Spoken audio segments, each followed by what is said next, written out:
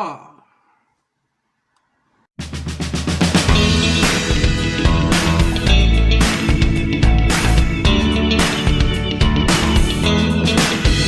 Hello there, it's King and welcome to my review of Doctor Who Series 12. Now, this series of Doctor Who was mostly written by Chibnall, who previously wrote Broadchurch, and the main stars are Jodie Whittaker, Bradley Walsh, and Mandip Gill, and I forgot the name of the other one.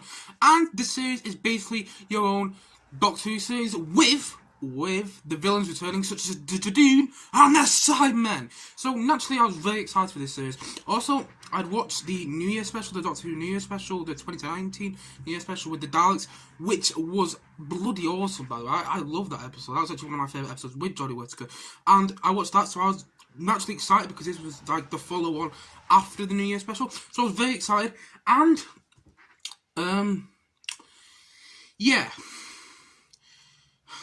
I feel a bit disappointed, but at the same time, I feel happy that I watched it, and I feel happy with quite a few of the episodes.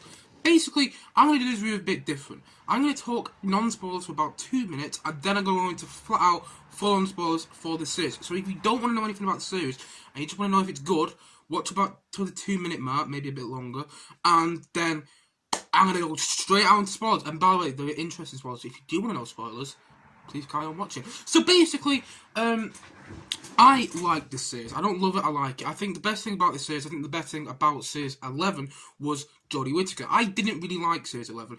I liked it more than the Peter Capaldi episode. I didn't really like Peter Capaldi though, so that kind of, I thought quite a lot of Peter Capaldi episodes were boring.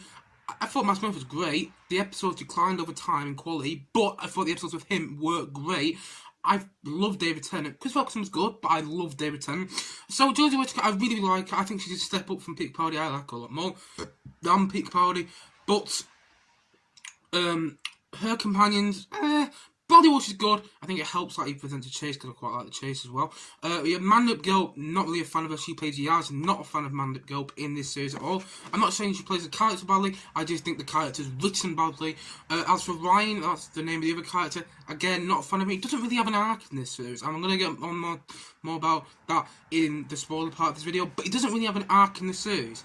And I think my biggest problem, without going into spoilers in this series, is the character ISIS. This is something that I refer to when there's too many characters and you have to feel too many emotions, and the showrunners have to finish off so many storylines. It happened with Game of Thrones.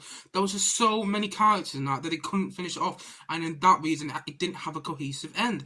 And each episode in Doctor Who, I know it brings in new characters. I'm fine about bringing in new characters, but I feel this series, each episode is bringing more characters than it should have. I don't really like that, so I think that's my biggest problem with this series. Characters. I have a lot of other small problems. For example, some plot threads that don't really follow through, and again, I'll get that into my spoiler part of the video.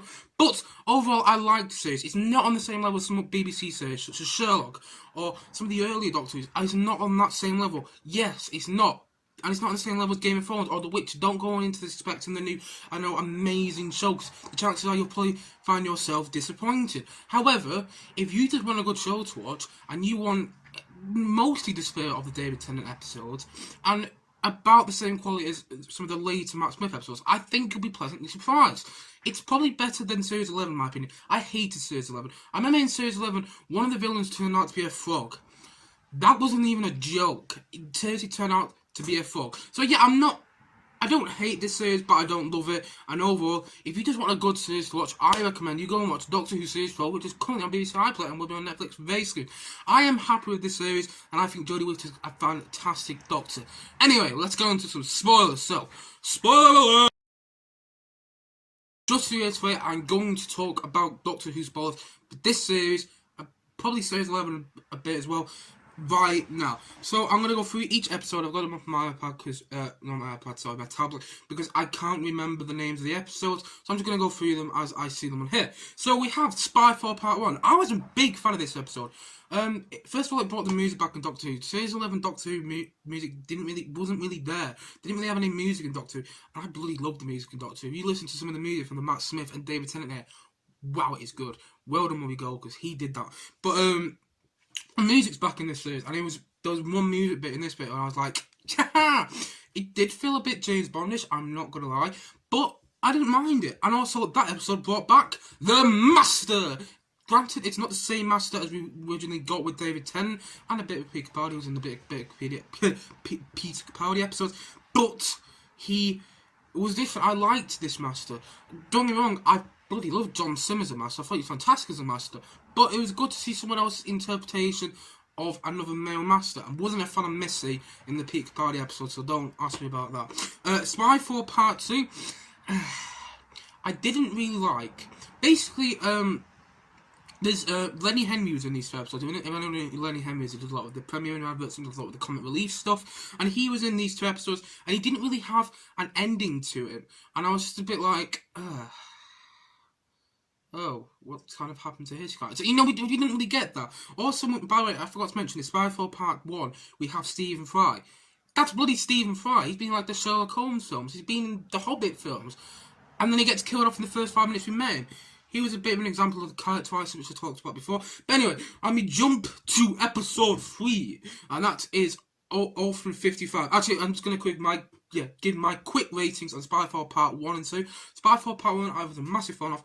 I'd give that an 8 out of 10. Spy 4 Part 2, not as big as fan of. I'll give it a 7 out of 10. I wasn't really sure what happened to Lenny Henry's character. And also, I wasn't really sure.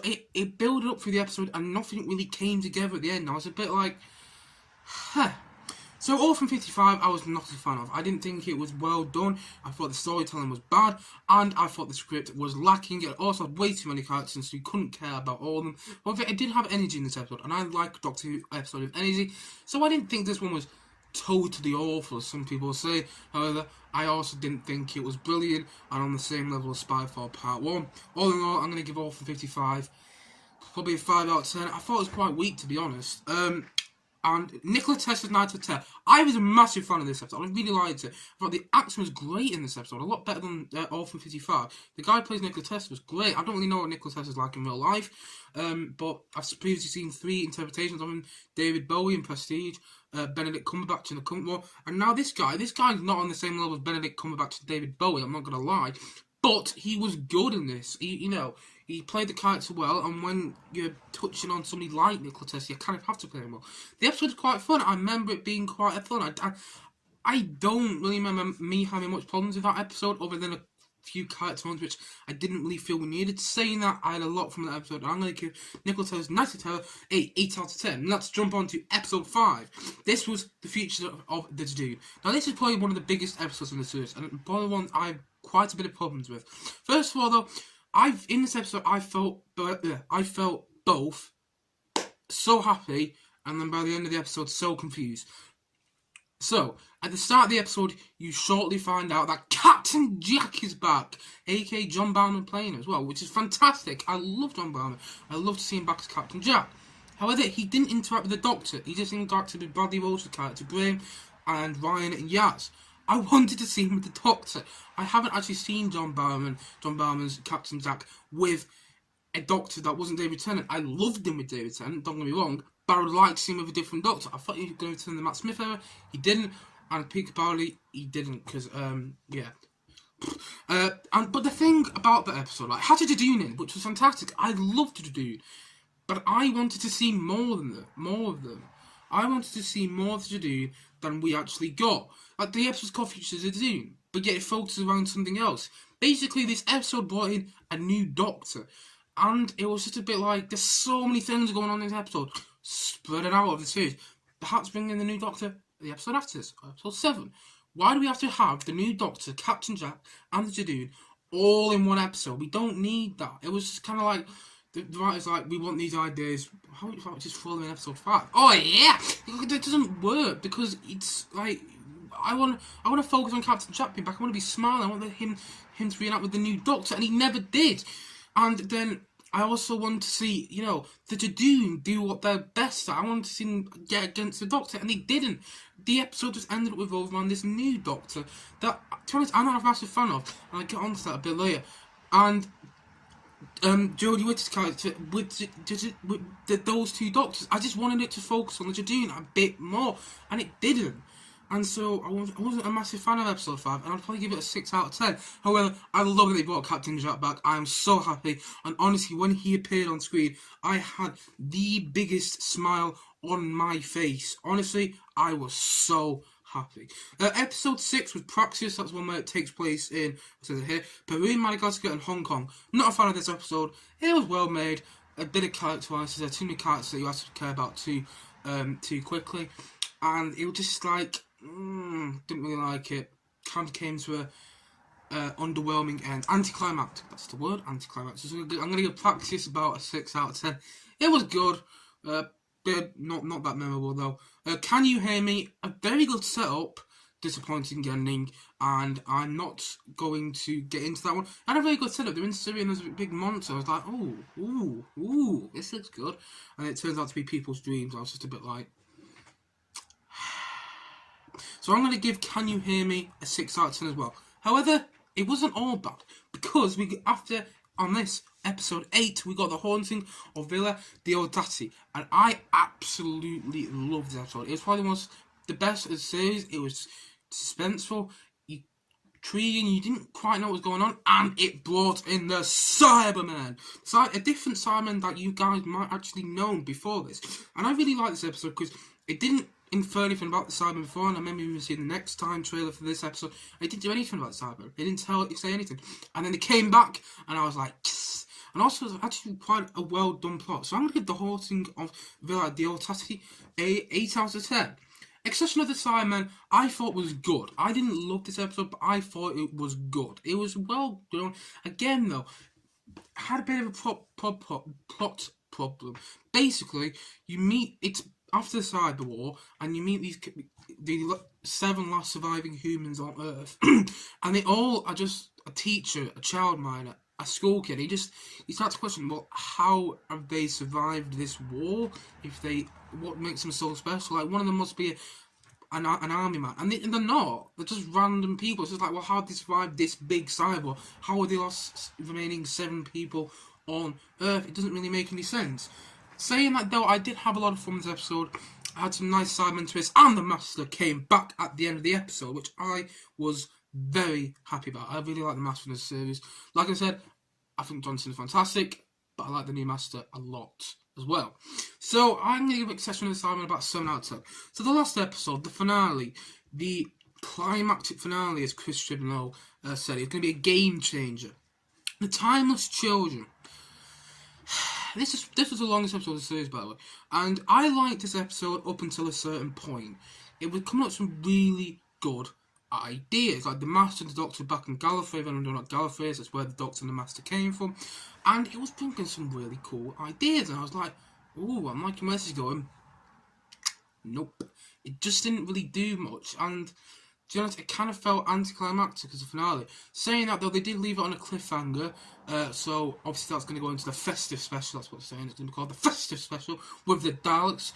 But yeah, I don't know. It just kind of felt a bit anticlimactic. I'm going to give Accession of the Timeless Child a 7 out of 10. It was still good to watch though. It saw some nice character moments between Ryan and Yaz, and Graham, which is Bradley Walsh's character. So overall, that's all the episodes, and overall, I'm going to give this series a 6 out of 10. But let me tell you my biggest problem with this series. First of all, the character analysis. I talked about this a bit, but I'm going to talk about it in more detail now.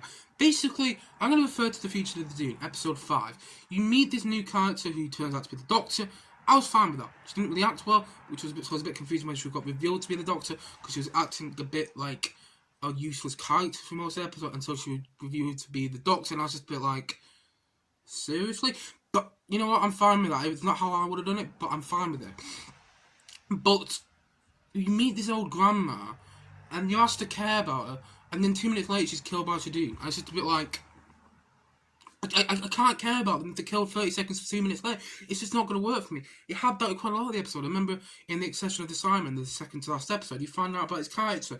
He used to be a school teacher, and you're feeling a bit sorry for him. Died about 30 seconds later, and you're just like, what's the point? Stop giving us characters that we don't care about. And stop giving us, like, reasons to care about them when we can't care about them for more than 30 seconds because we know they're gonna die. It's the same happened in every single episode apart from the haunting of Villa Diotati and Spyfall Part 1. Hence why I like those episodes so much, because we were only asked to care about the characters that we'd previously seen in Series 11, or characters like the Master or the Sidemen, which, you know, we'd already know. We'd already known these characters, so we're caring about them. Also, Ryan doesn't really have an arc this series. I like Ryan. He's nice to watch. He's more fun than Yaz. Not a fan of Yaz. But Ryan's quite fun to watch. I really like him. I didn't really have an arc this series. His arc's kind of... I don't know if I should travel with the Doctor anymore, because I've got friends at home and they're concerned where I am. I mean... And Yaz, she's meant to be a police officer. She's meant to be, you know, policing in Yorkshire. And she's not. She's just kind of still hanging around the Doctor. And it's just a bit like... they don't really have arcs in this series. The only one that actually kind of has an arc is Graham Bradley Walsh character. It's all about cancer. It's quite a serious arc there, you know. And he's troubling why he wants to travel with the Doctor, because he may get cancer any minute because he's at that age. And I think... Now, I'm going to go... Yeah. This is my biggest problem with the series. They're copying the David Tennant formula. If you look at the David Tennant episodes, we've done quite... It's literally like the showrunners have watched the David Tennant episodes and gone, let's include all that, but with Jodie Whittaker. And it's just a bit like... Because literally, if you look at it, Captain Jack returns, the Jodie are in it. The Jodie weren't really a prominent villain after David Tennant's reign. Okay, they were in the Matt Smith era, but not really. The new Doctor, David Tennant had a new Doctor, so that was a Christmas special. And then the Sidemen, again, that's a prominent Doctor Who villain, but they were done in the same sort of way they were done in the David Tennant era. And also, the reoccurrence of Gallifrey. Gallifrey hasn't really been talked about since the David Tennant era. Why do we have to get it talked about again here? We know we haven't had it since the David Tennant era. Also, by the way, they brought back Captain Jack in episode 5. He didn't return for the rest of the series. If you bring Captain Jack back, bring him back as a prominent character, maybe even a companion. Don't just tease him and then don't bring him back, because it didn't work. Saying all this though, even though they might have copied the David Tennant, the Master, the whole thing about the Master, that's like the David Tennant as well. Countless episodes, the Master turned up with David Tennant's character, John Simm's Master with David Tennant's character, back in the David Tennant era. And then he's in there again in countless episodes with Jodie Whittaker in this series. And it's just a bit like, it feels like they're copying the David Tennant formula. And that worked so well with David Tennant because it was original then. It's not original now. They just kind of need to tone it down a bit more. Saying that though, I had a lot of fun with this series. Honestly, I don't have any major complaints other than all that. It was a very entertaining series. Obviously, some episodes are better than others, but that's the same with any series. I think the thing is, no, they need a big underlining plot. Take The Witcher, for example. That's got a big underlining plot about Geralt and Ciri and, what's her name? Yennefer. They all have these, like, driving plot forces that go through all the episodes, and they're constantly coming together. Nothing really happened with Doctor Who. The Master was teased at the start of the series, and he came back later on. There was no, like, hint. Like, I remember in the Matt Smith era, you kept seeing the crack on the wall, and you were just like, oh, has the crack got some significance? And it did! Whilst you kept seeing that at the end of every episode, whilst in this episode, in this series, there was no hints to the Master, no hints to Simon. There was one hint to Simon in one of the episodes. I remember Captain Jack saying, beware the lone Simon. And then he disappeared. He didn't come back. And it was just a bit like, great. And so, yeah. All in all, I like this series, but I don't love it. I felt a bit disappointed. Yet at the same time, I'm still happy to watch it. And all in all, I am going to give Doctor Who Series 12 a 6 out of 10. Anyway guys, what did you think of Doctor Who Series 12? Did you love it? Did you hate it? Or did you just not watch it? And if not, why not? Please do comment below and let me know. Also, let me know what you thought of any other Doctors down below. I'm probably going to do a new Doctor Who video in the upcoming week, more about the actual Doctors and my opinion of them. I kind of skimmed over that in this review. Like I've talked about, I like Jodie Whittaker's Doctor Who. I really like that. I think that's the strongest part of this series. So I'm going to talk about that a bit more in a future episode and comparing her to other Doctors. Anyway guys, as always, thank you as always for watching. Click right here, like, subscribe if you want to see more. And yeah, I'll see you all guys again soon. And bye for now. Bye.